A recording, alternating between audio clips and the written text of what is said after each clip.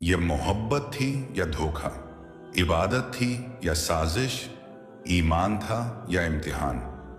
एक अल्लाह वाले जिसकी नेकी की रोशनी दूर दूर तक फैल चुकी थी, लोग उसकी तरफ खींचे चले आते थे। लेकिन यह बात पंडित को बर्दाश्त न हुई। उसने एक खौफनाक मंसूबा बनाया, ऐसा वार जो सीधा दिल पर लगे। और फिर पंडित की बेटी ने वो चाल चली जो किसी ने सोची भी नहीं थी। वो मोहब्बत के लिबादे में आई, ईमान का रंग इख्तियार किया, सबको यकीन दिलाया कि वो बदल चुकी है। लेकिन असल में वो क्या थी? एक मोहब्बत करने वाली बीवी या एक छुपी हुई दुश्मन? ये खेल तब तक चलता रहा जब तक एक दिन रमजान का मुकद्दस महीना ना आ गया। और फिर वो लम्हा आया जब सब कुछ उलट गया। इफ्तार का वक्त करीब था, अल्लाह वाले ने दस्तरख्वान बिछाया, लेकिन अचानक एक ऐसा धमाका खेज वाक़या पेश आया जिसने सबको हिला कर रख दिया। यह क्या हुआ? कौन था जो बेबस होकर दरवाजे पर खड़ा था? आसमान से वो कौन सी निशानी उतरी जिसने सबको सजदे में गिरा दिया?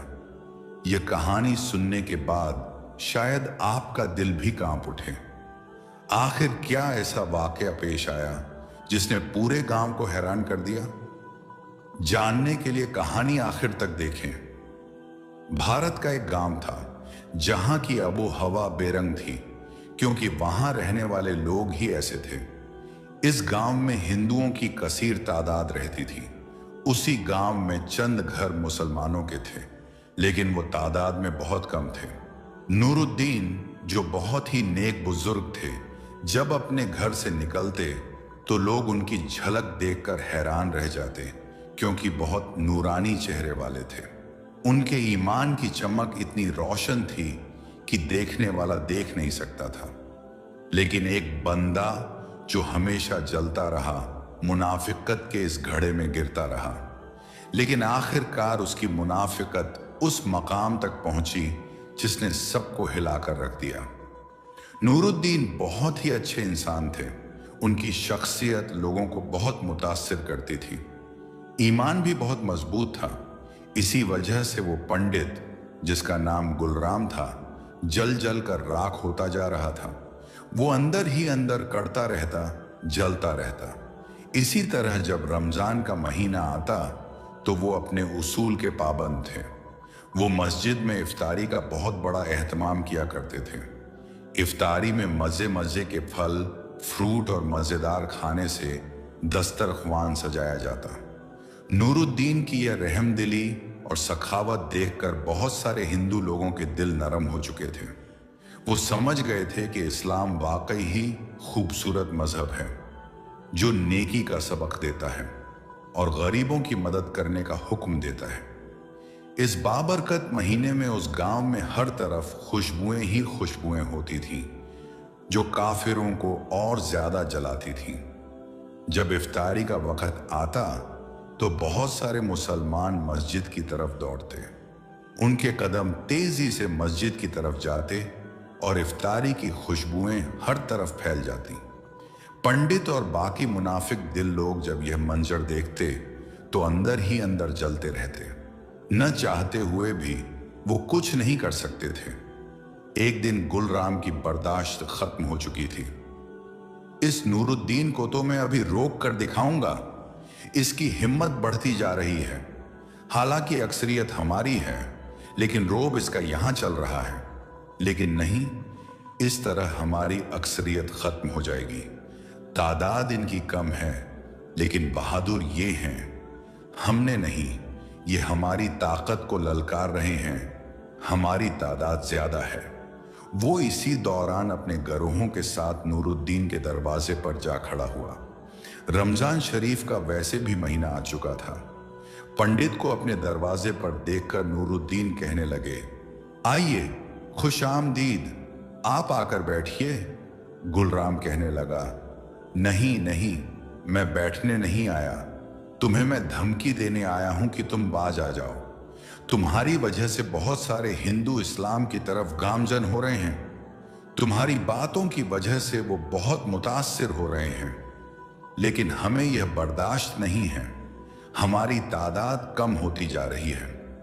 जब तुम यहां आए थे तो एक दो घर ही थे, लेकिन अब देखते ही देखते बस्ती पूरी मुसलमानों की हो गई है। जो पहले हमारे तलवे चाटा करते थे, आज वो तुम्हारे इर्द गिर्द घूमते हैं, और हमें यह बर्दाश्त नहीं। नूरुद्दीन मुस्कुराकर कहते हैं, अरे गुलराम, कैसी बातें करते हो? हमने कभी तुम्हें तकलीफों पहुंचाई? हमने कोई जबरदस्ती तो उनसे की नहीं कि मुसलमान हो जाओ। उनको जो ठीक लगा उन्होंने वो किया। तुम कौन होते हो किसी को मना करने वाले? ये उसकी अपनी जिंदगी है, वो जो करे। ये कैसी बेमतलब बात की तुमने। और हां, तुम जाओ, तुम जो कर सकते हो वो करो। तुम कभी नहीं रोक सकते। कयामत तक अल्लाह का दीन फैलता रहेगा और उसके ऐसे ही नेक बंदे उसका नाम लेते रहेंगे, और तुम जैसे मुनाफिक जलते रहेंगे। नूरुद्दीन थोड़ा सा गुस्से में आ गए थे और इसी दौरान वो घर चले गए। गुलराम जल जल कर राख हो चुका था। उसके गरोह के बंदे जब उन्होंने देखा कि पंडित की इज्जत 2 टके की हो गई है, कोई उससे डर नहीं रहा। जहां उसका रोब था, अब लोग उससे डरते बिल्कुल नहीं थे। उल्टा उसके ही लोग उसका मजाक उड़ा रहे थे। ये बात उसे बहुत परेशान कर रही थी। घर आया तो उसकी तबीयत तबाह हो चुकी थी। उसकी बेटी, जिसका नाम गुलदेवी था, बहुत ही खूबसूरत थी। गुलदेवी ने जब अपने पिता को देखा कि वो इस तरह मुरझाया हुआ है तो बोली, पिताजी, क्या हुआ? आप इतने गमगीन क्यों हैं? अरे बिटिया रानी, क्या पूछती हो? इस नूरुद्दीन ने तो मेरी जिंदगी खराब कर दी है। मेरी नींदें उड़ गई हैं। तुम नहीं देख रही तुम्हारे पिता की कितनी ताकत थी? लोग उसके सामने बैठे रहते थे और कोई अब तक नहीं करता था।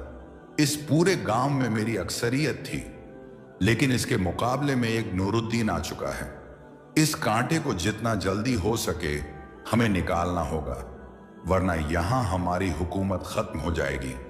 बहुत सारे हिंदू मुसलमान हो रहे हैं। उसकी बातें लोगों को बहुत मुतासिर कर रही थी। गुलदेवी कहने लगी, पिताजी, आप छोड़िए इन सब बातों को। क्या फायदा इन सब बातों से? होने दें लोगों को मुसलमान, हम अपनी जिंदगी जिएं। हमें लोगों से क्या? पंडित गुस्से से तप उठता है और कहने लगा, क्या कह रही हो तुम? तुम एक पंडित गुलराम की बेटी हो। तुम ये भूल गई? पूरे हिंदू तुम्हारे पिता के आसपास रहते हैं। मैं जो मुंह से निकालता हूं, नौकरों की तरह हर कोई मेरी बात मानता है।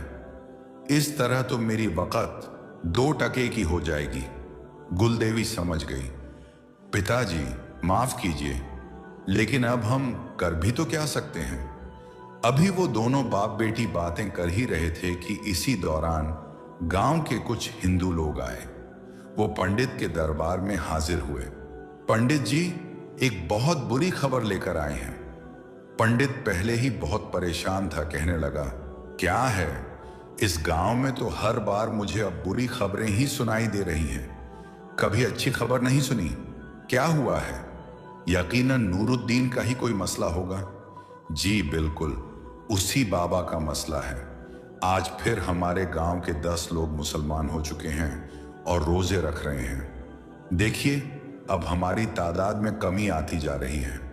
लोग हमारा मजाक उड़ा रहे हैं, कह रहे हैं कि वो पंडित तुम लोगों को इस तरह ही धोखे में रख रहा है, वो लालची है। इस